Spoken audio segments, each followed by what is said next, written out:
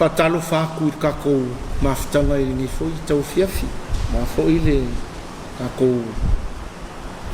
por kalame sa ilinga fa alumanga I le upualeli sa le statu por kalame le asolente nei ia ono o le tu sa foi manos ya pita ia le o kan fai fa awa watu le yasu ya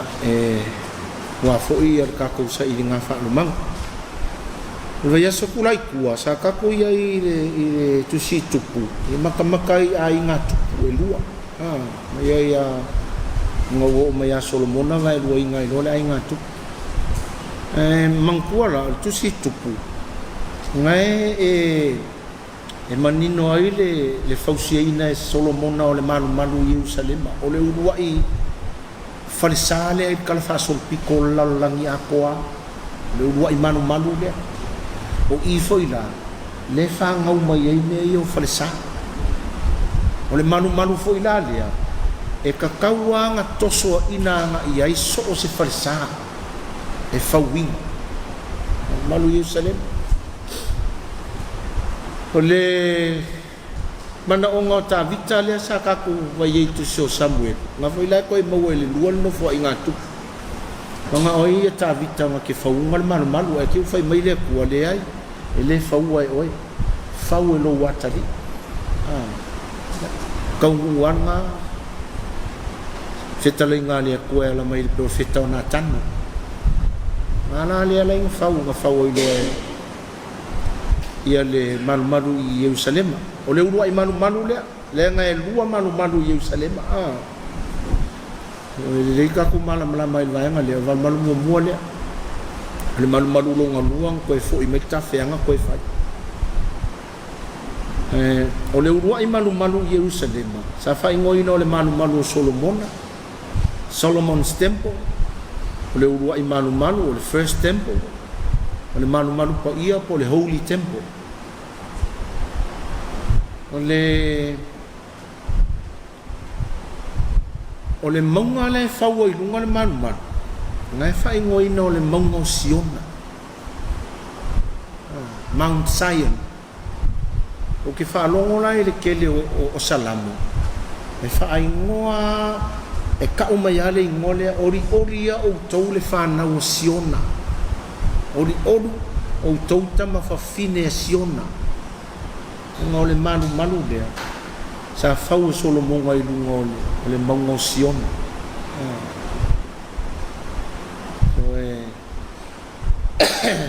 so skai mea lai ke kau ai le whenga inga tuai I le ngole o le maunga o Siona o komeki alea nga e mafau anga I le malu mua fauina I le tupo Solomona o ea o ia matupo I Saraelu ma Yuta mire o tu fatasia Yuta ma Saraelu na whapa ia I nai le whale mo le li nganga mau le tupo e vanu ma avea mafio anga o le atola au o le whengaina e tu sai ma wha mau ngā le au rapai na tu lai le nei malu mo le fase lau se furu kausang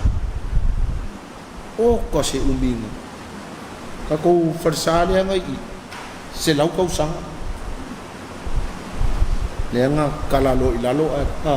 fau e lol malu le e wo ngi kausang po fitu ngi kausang al malu kuai sai se lau kausang sa ku al malu le Yerusalem fase lau se furu kausang mo nga makua mawa e ku al malu le se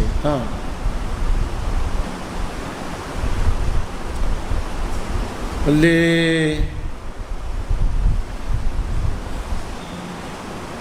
malu le Yerusalem le ang faale nga ina ile pule nga ne pukanesa 5 selau I vavan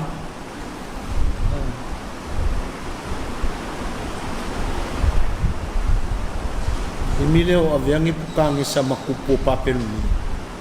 al kaimi foi la le wa makang malo si mai papeluni e pule alalang le lang fa ko ila loinga I papeluni ya Utah ia mafape nga yung ala ko aviane tangata o taua ia ko kele o tangata Utah ia ma faaleanga le malu Yerusalem ave uma ia nge pukangesa ipu o le malu ma le oa sai le malu ave uma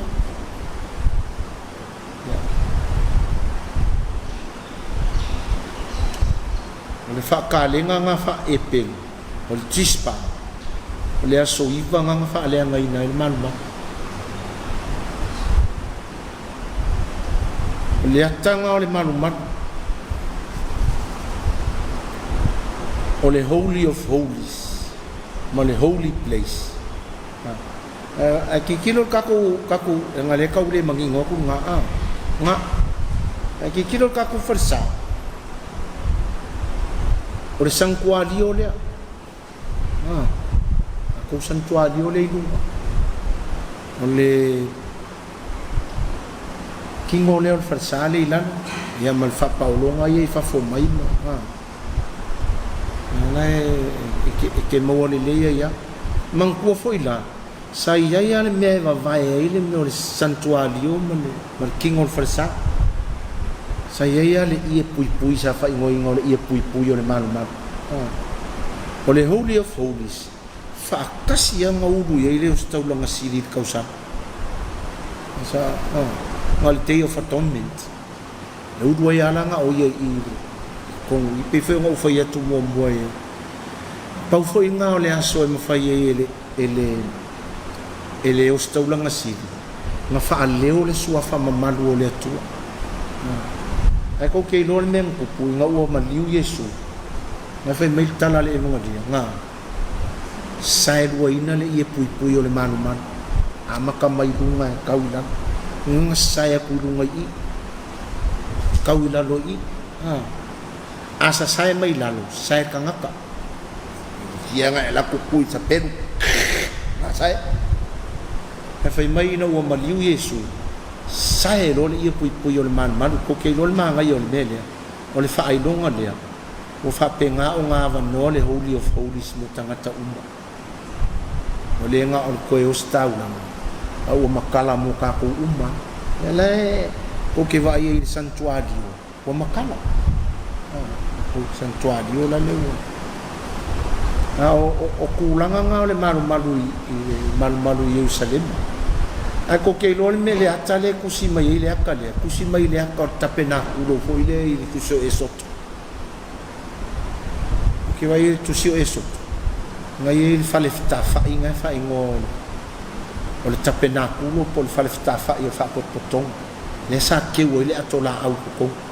sa i foi la me le o le Holy of Holies se ku ia ila lo le atola au au i fa ia ko taulanga fo ile le kaulanga me ai mal kaulanga me manong ia fa pengala ila le sele o mai ia le ata le ka ko ke kau muli ia le ata nga so se farsa katoliko o me ka ua ia ko nga ia e se alonga santuario ia e se la lo pico ila a faila o le santuario sa ia le atola au le fenga ia e foi la nga e ke va ai ko kongo farsa katoliko e ko wa me ka ua kongo farsa kat ilungor santuario o me ko ya yo alital no fo male pulela ale kale le meo sieta ulanga ale ngofo fa ilonga tupu ole pulela perfetta e koruka ko finga nga mau el baptisonga ole a perfetta o sta ulanga tupu o tapena kulo e le taunga i lunga e ka kaunga e se songa fe ia pe ka farsa kuai le sai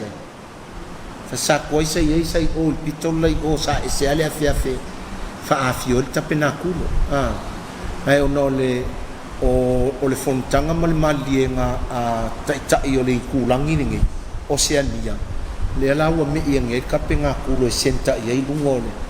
o le ka ko yo ai o meanga e koru e ka ua lai lunga i o le no fo o le ale tali o le pulela o sauninga amata ma le sauninga whaiu e amata ili no foa sauninga o le Eukaristia o le antana sauninga o le upu o le la e ngai e togu e kaua i lu e ke vaila iai so se farisa katoliko e ka kaua ngai lunga o le santuario mea ngai ko ka ko ngai ngai tauna nga foi lai mo i le ata le o le farisa Jerusalem farisa mo Jerusalem e sa fawina e tupo Solomon ya ayore la ye fa kulanga ngol farisa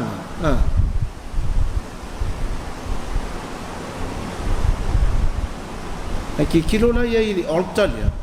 le lunga i o le altar le sa ye i no le afo i le Holy of Holies o le o le altar le fafo o le Holy of Holies le i ma o mai lo le me le ngol tempo a o isi nga vai nga uma ia fa paulonga e se ai si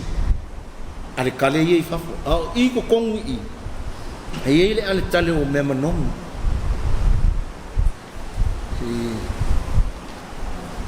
nga ole akale kongu lai i me le ele ale tale o me manom o le Holy of Holies le o le ie pui le o le manu le nga sai duai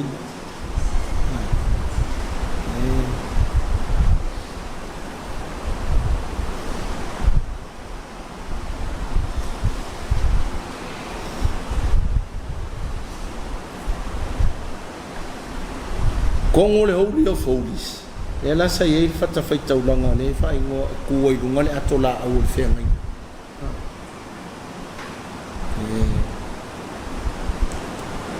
o faka o kongo mai nga o fa sanga o va ingo ka o le manu o le most holy place o le Holy of Holies e ka o le simo mo atu pu ka o puongo Sfuiva man mata upu valu fa yu pueo o le inner house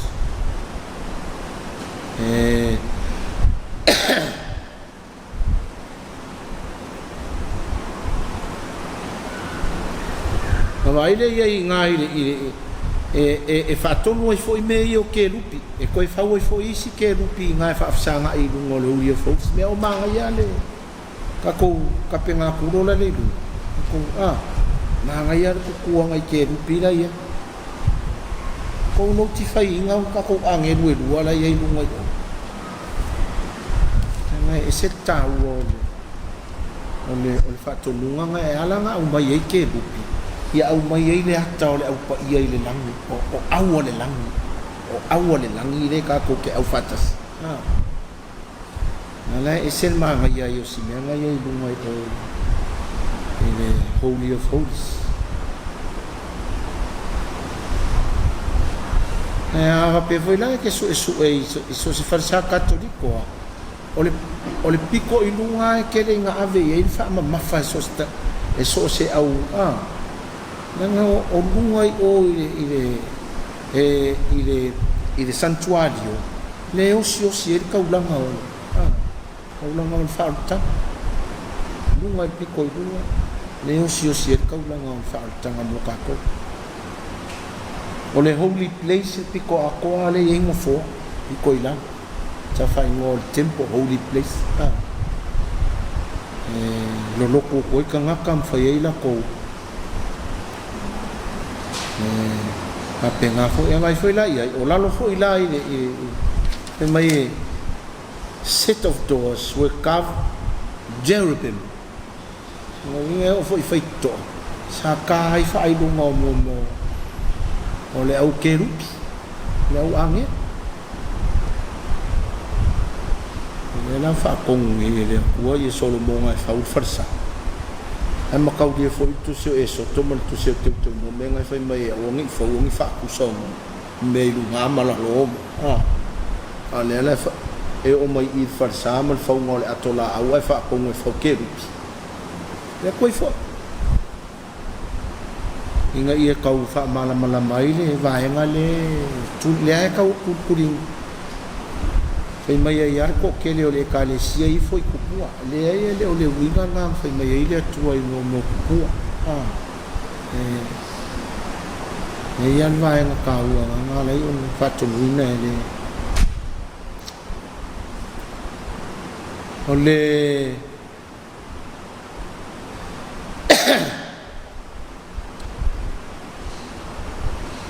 ole hakal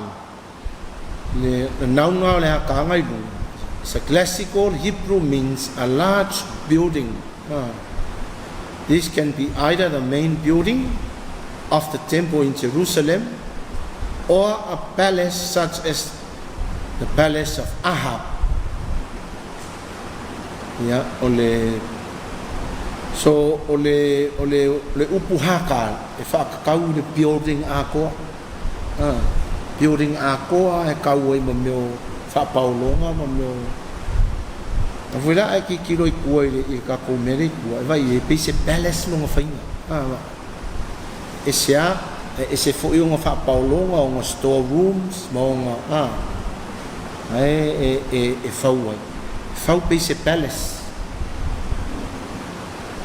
E ngar whangau ka vika o leo ke ngofo I whale ala si o lea kuala lea ngofo I whale ia. Nela kam fa yita vita ya ke u fa longa kadi e sol monal le fale le fa paulonga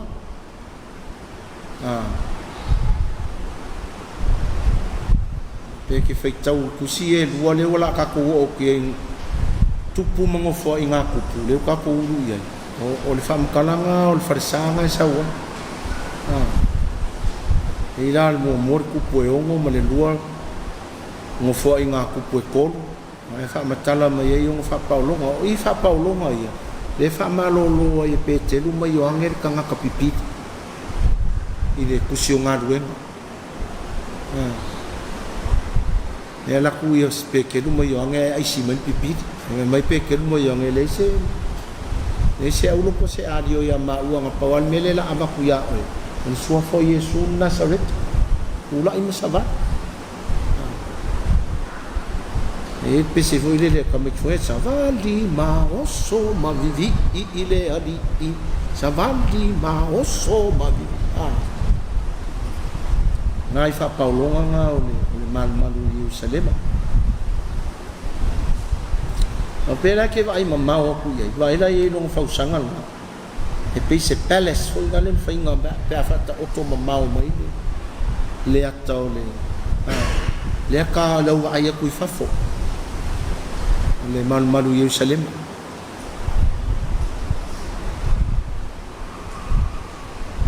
according to the Bible 2 courts surrounded the temple. The inner courts or the courts of the priests was separated from the space beyond by a wall of 3 courses heap stone, surmounted by cedar beams. Ya o ngai rola ia makamanga altar of burnt offerings ole altar of burnt offerings o mo iseso. Ile lain ka ku fa nga me yo iseso le incense. Mo me manong ya fa so solo ko ila ia no nga winga nga maya ile amatanga I temple la fa nga maya me le iseso me mangom kasor solo maya yala ia ile o si va nga ole fan ya ai kilo la ia ile fale le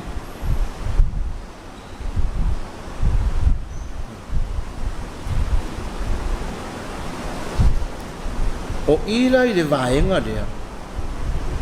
la ngai kai sui kang ai sia o la ko fa ka nga mang sa fai fa foi pikole ai la ko nga Yesu o fa ka ko ngui la I tai Yesu mala ko ka fuli solo o fai el fale o ka mama nga e fa me o la ko fa ka nga mang o fai fa foi ai sia ke yar ka fu ngale wo ya la ko le a ko fa ka una mangu I nga lo le kong I fa lang ka una ale mele wo ye wo kong I fa ngo fa ka nga mangu ka ya fidi do Yesu male maya e ka fu e o fa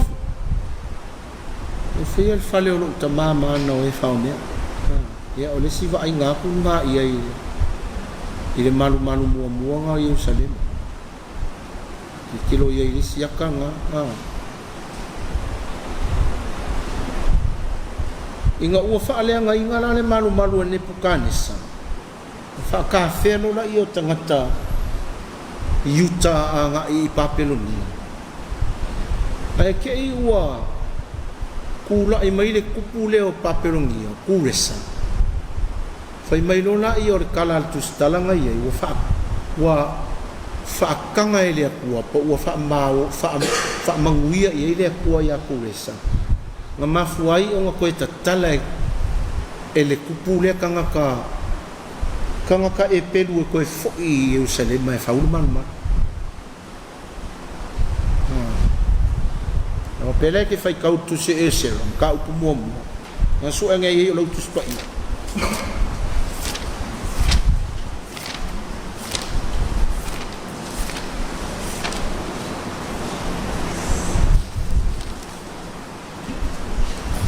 Pai po tasi o le fa molmon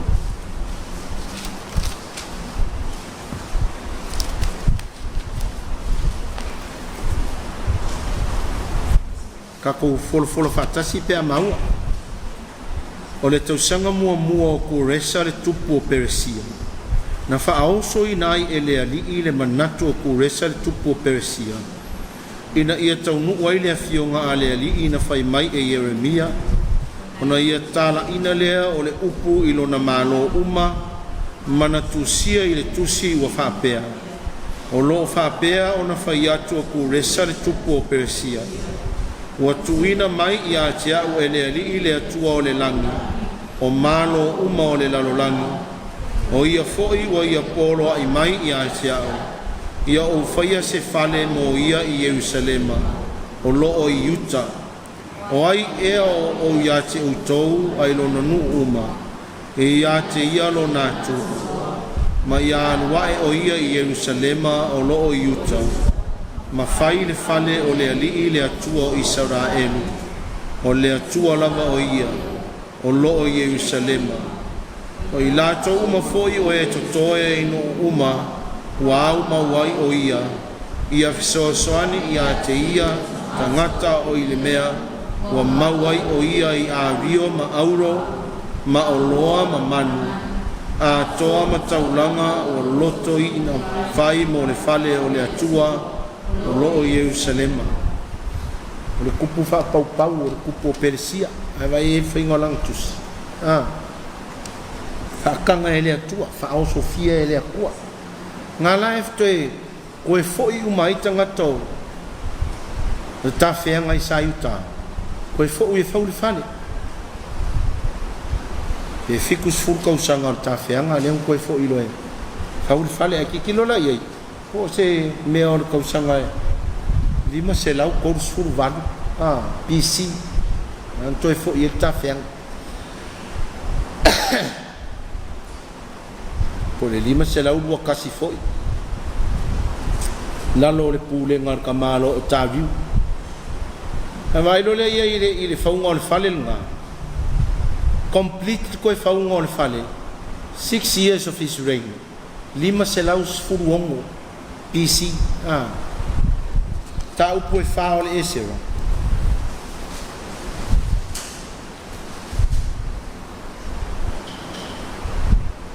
whaalongo o e na ita mai I a Utah ma Peniamina ua whaia e tangata o le tawhianga le malu mo le ali I le atua o Israel lato o mai lea I a seru paperu o matai siri o lato whapea mai a te I lato se tato whaia ia le fale whaatasi ma utou o wā o mātou sa ili atu I lo utou atua pei o utou o I mātou foi mātou whaitaulanga I a te ia talu ona po e se ata e tupo Asuria o le na aveina I mātou makaulia foi lai e se a isala elu kai milea e se yuta sala elu le sa fa kafe asuria fiku se lau lua le laua o koe ku fa kasia I tanga te faungol fale le o koe join mai ai siku ainga yo isala elu I ku ainga Peniamina ya le laua mai fa kasia lo te faul fale fa yu pueto na fa yatu leo se rupa pelu mai o sua mamatai siri uma o Israelu ya te ilato tātou te le whaia le whale o mātou atua mautou nao I mātou nei lau mātou te whaia le whale o le atua o Israel pei o na whetala I mai le tupu o Kuresa tupu o Peresia ya te I mātou o na whaavaivaia leo tangata o Yuta e tangata o le nuu na lātou tu vale ina I lātou a o whaia le whale wala tau fa o ina fo I e faulalo fa la lave ya te ila tau ina ia fa le o ina la tau filfilinga ia so uma Kuresa le tupu Persia e o fo I no fo inga ta riu tupu Persia ya ngala wa wa ai ele fa ngo fiet fa ngol fale ya male au fili fo ile le sa Ava pela che follow il fongol falele. Traditionally, sources stated that the second temple stood for 42 years. Fa se lau se furunku o ele tempo muamu. Ale o fa se lau do furunku o ele tempo longa lua. Tempo le e soifua mai e sule ia tempo le. Fale nga inga tau sanga fiku sifu inga o malmali o Yesu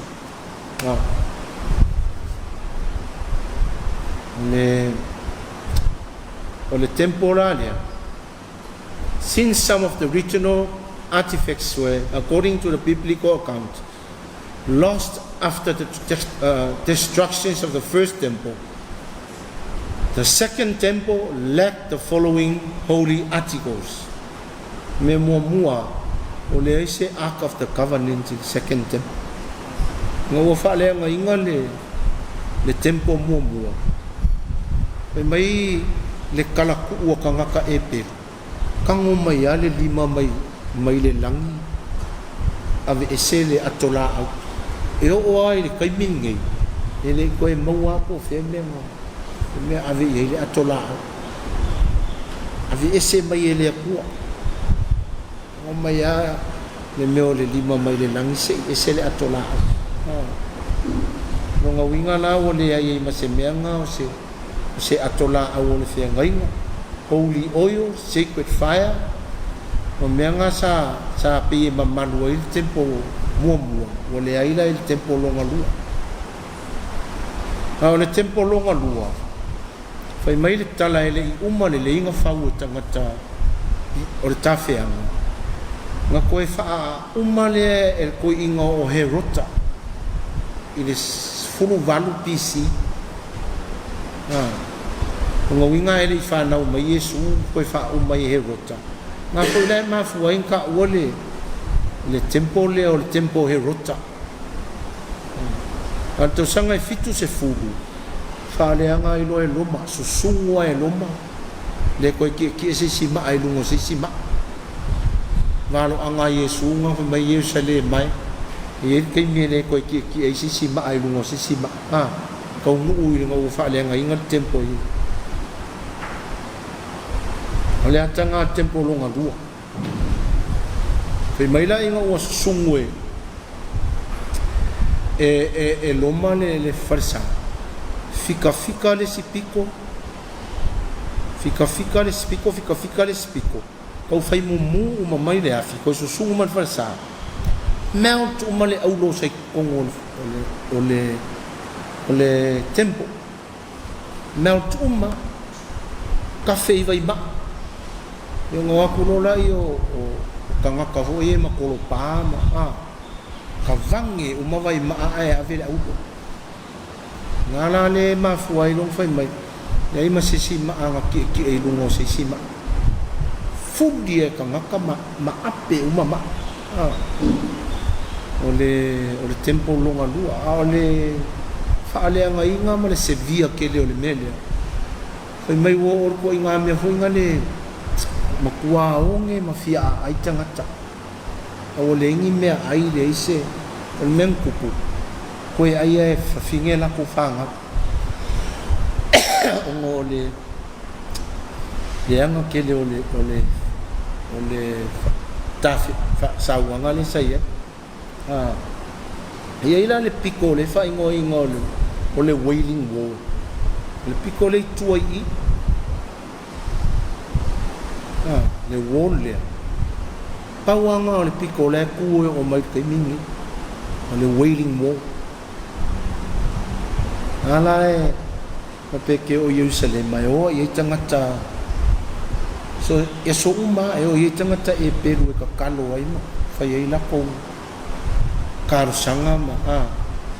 il mele ole onga e ala ngau i le pale onga ole wole sala kalaka i le holy of holies ole ala ko kalo i le kua ia koe fa kurman ma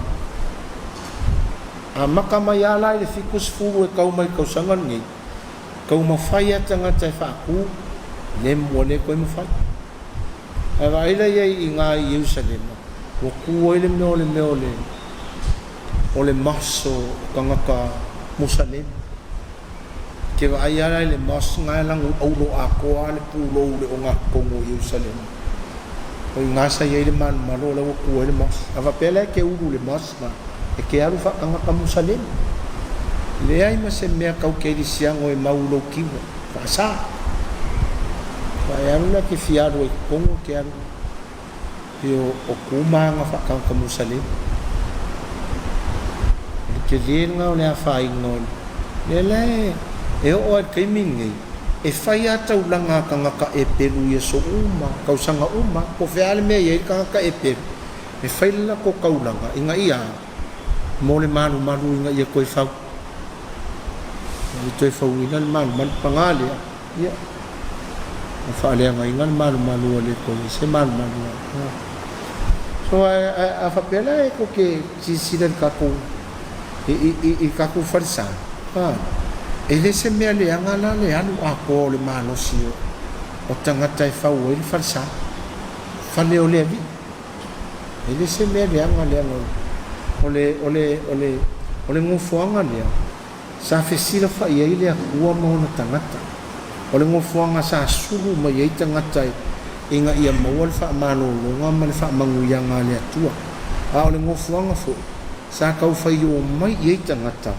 e fai kau langa i le atua e fai mai ei upu fo ngale sisi ro fa malama ma e va ai i Jerusalem e ke le va ai i Jerusalem o le kau langa o Jerusalem e ma fu nga va ai i Jerusalem o nga o le malu i Jerusalem e foi la nga fai mai ei upu fai salamu fai ngalo o ia kia ngalo ilo ulima kau maka fai o ke le mana tua oe ia pipi ia elo ulau fai vai lo nutu malang fai lau fai vai vivi ia ile akua ia fai lo ole ia se Jerusalem nunga winga e siri akulo ka ngaka e pelu ke lu lo lau fai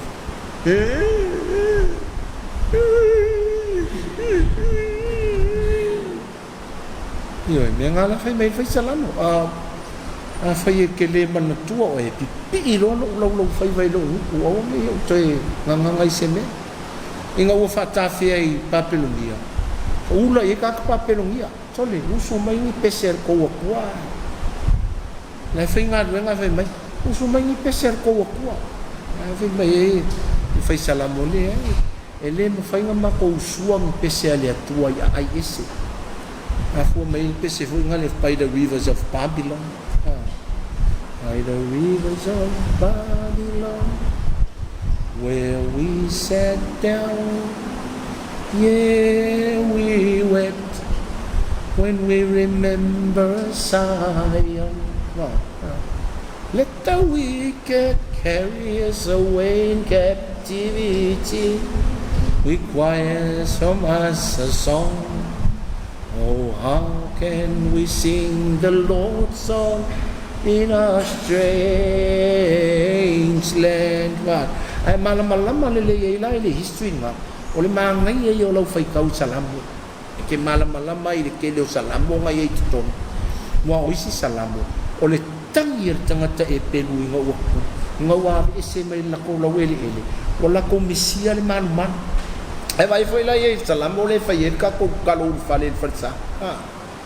Fa mama ya tia ile isoko nga mama ile wa fufulu mai ya tia. Ona sina ile wa o sidi lo kiona.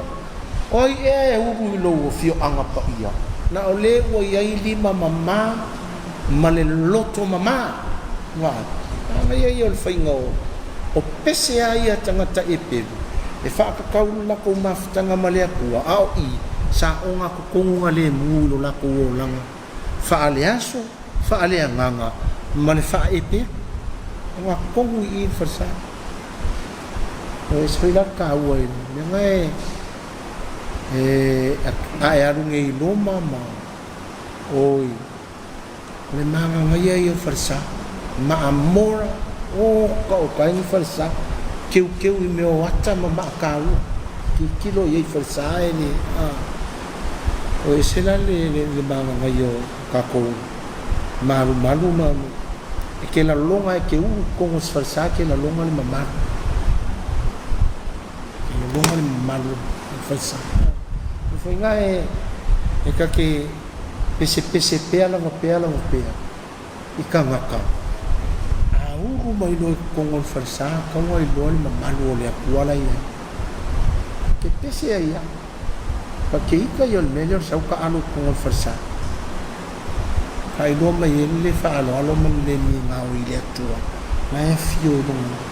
ilonga fio anga pa ia farsa isi lo kuia le se meu ia iwa wa o si vai kong so ai ia o ko si a ki ko i ngoi kong o kako le ai se asia kako ke fa alo nga ya e a fio le i longa a fio anga pa ia se la taua o si vai nga o kako le songa nga ni va pela e o ke le ana o vai nga o tupu mo tupu e lua ngo fa in ku mo fa in ku ku e lua porque le vai nga e lo tema e man malu i sale ana o kom fai kava ku man malu nga e ko la ikia nga tala nga ye nga kalamanga nga ye nga ye tuton e ka kawang kako asia ye nga ia fai ngofi e nga ko malama o fa kai ka ingala e ye le kalamanga ya nga le ko ingau ona amanu le pela kongo tu situ o ka ke pa ko ka ko in mele e ka vai ka ko le ole vai le o yo ritana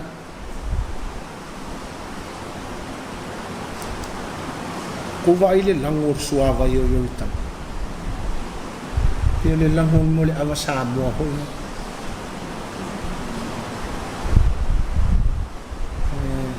ole picolai o e pule Jordan ya kongo Jordan pico mai pule sala e vai meio pole ia sola il pole le o Jordan e ongal picola il pole le il picole ai sala e ole onga kong ole songi sa oloko ele mafainga e au kwai e au o ai sia o picola la le o fica Jordan o picole le o fica isala e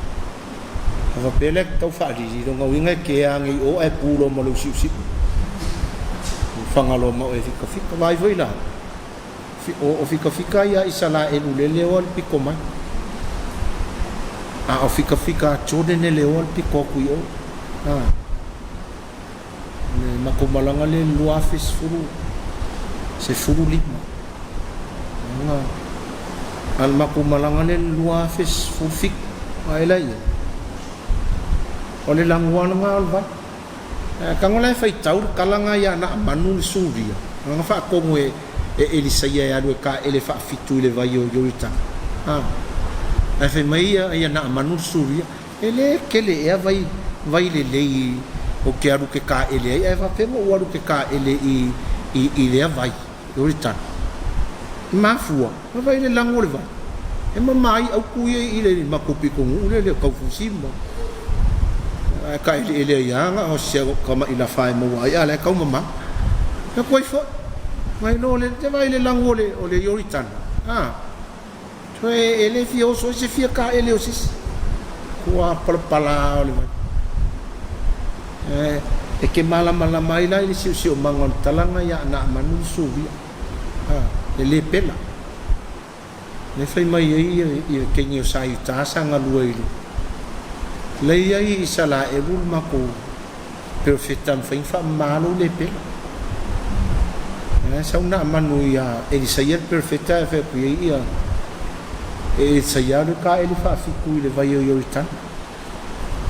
ai kai na ma fa no waru ke ka ele ai ke le vai mang ye ke ka ele na puria uria vai ko la ko fa ye ke ni ang fai mai mai perfect si mem fai ngai fai ang lo wa ke ka ele ai alu lo la yo to ina uta ili mama fa mai nai ala ye we vai do tana o lunga ku o le va pe ke fai tau pe kalanga i tu show e ye la mele ngole Jericho o Jericho le ye le vai fo ile le o lenga feuti ele no ela kulo e saia tar sanga le no le ase me fai le vai le feu ki ma ko le e mai lona io e saia o mai se massima mai lona io le massima o alu e saia tongi le puna le vai le punga la le vai le fa ingoa le me le Elisa's fountain me foi ngai le inga fa ngai le kalesia le massima le le o fa pa yang o le vai sa ma fu mai i tala le ya ese o mai ala le asongi na punga ya vai le e viko mai o sai ai sia e ke mo fo e sai ma e li ko ngo tu sia le la ka o mo tupu o fa inga ko mo mo o fa inga ko po o kang o ya le vai mo miki ele vai o vai ele me o ele ingo toi o ingo vai ele sai se lan ma ngai ole ma ko mas ko ingo vai ele ma wala lo le mele the lowest place on earth a fe ko se lau fit below sea level a fe mai ole oldest city lea e se furu afe kausanga le makua le city leo Jericho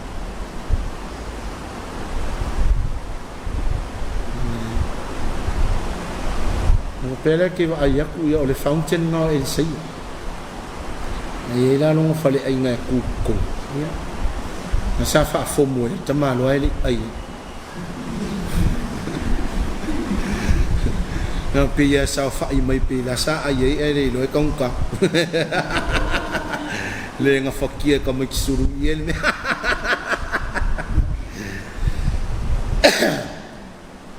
o va ai la awur sukamo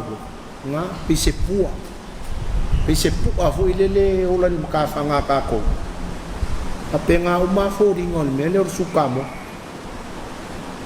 e o nga fua o so mai o nga la o nga fua pisepua le su ye ula le ka ko nga sukamo wa o nga sa ko sukamo o nga le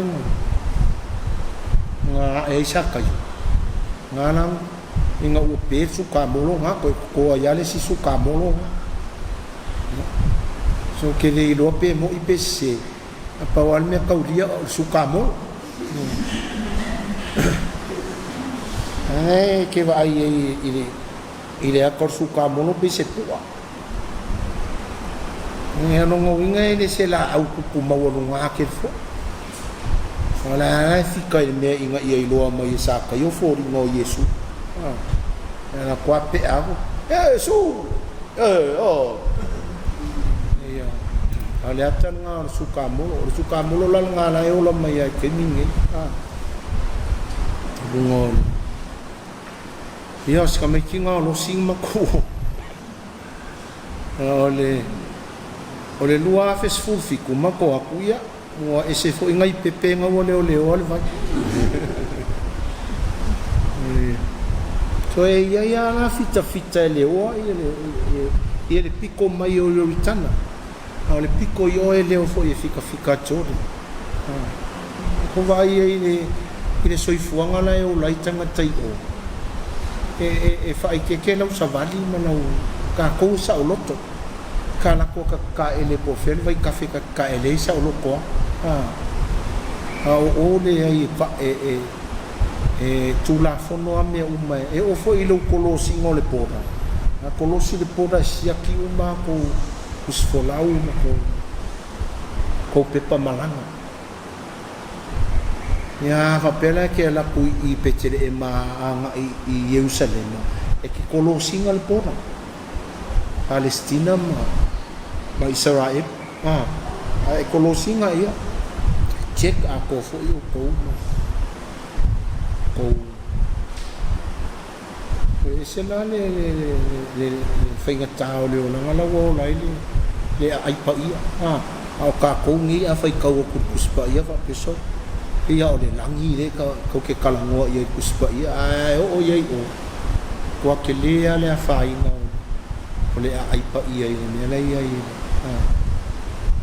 le fai ngo ia va kwa mama sangi le imal fika o kinki kel makongo o langi oi e si mako au malanga ngale na o ngi le rua fis formal fitu e markam kiki ngane o akong yo ngane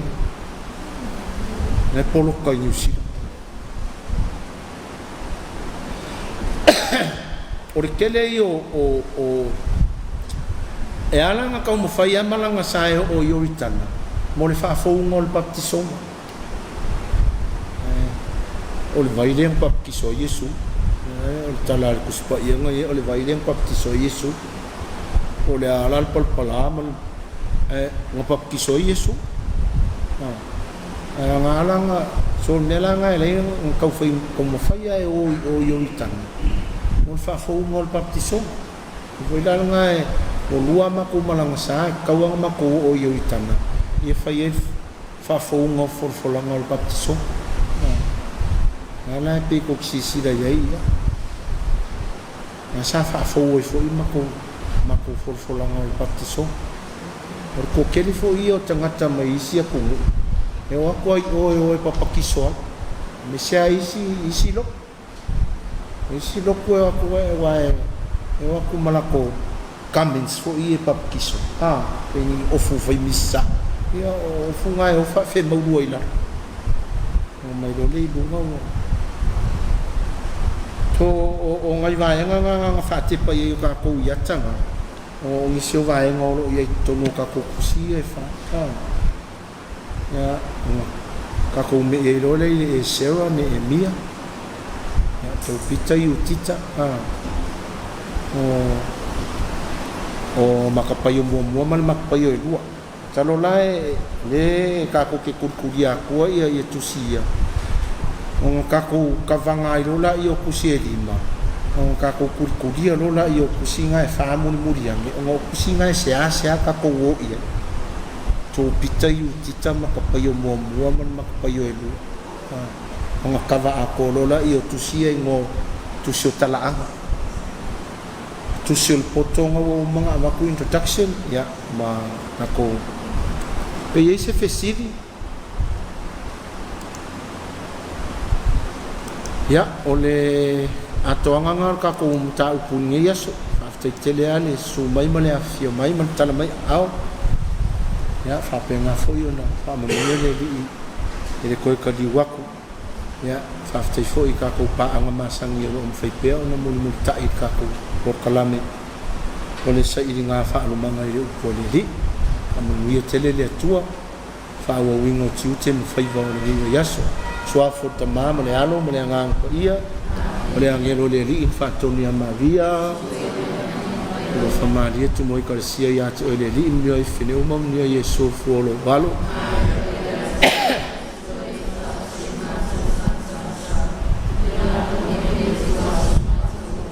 o le auauna le alii o le famaria tumoi kalesia iā te o le alii mea i feneu ma mania iesu fuolo valo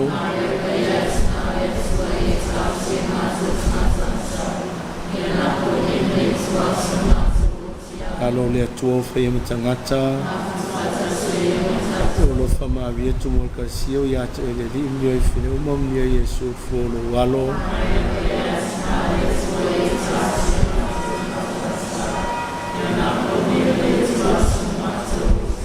pai au le atua i le tafisia i matou